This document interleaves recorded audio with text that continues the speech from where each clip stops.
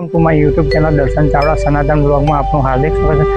આજે એવી જ જગ્યાએ આપણે દર્શન કરવા જઈ રહ્યા છીએ કે જે ગઢડાથી ઉગામળી જતા આશરે 1 કે 2 કિલોમીટરના અંતરે રસ્તામાં આવેલું મંદિર છે, જેનું નામ રાધા વાવ છે અને બાજુમાં સિદ્ધેશ્વર હનુમાનજી મંદિર આશરે 250 વર્ષ પૂર્વે જે સ્થાન છે, જે સ્વર્ણ ભગવાને પરમહંસો તથા સંતો જોડ્યા વાવ ગણાયેલી અને ઐતિહાસિક સ્થાન છે।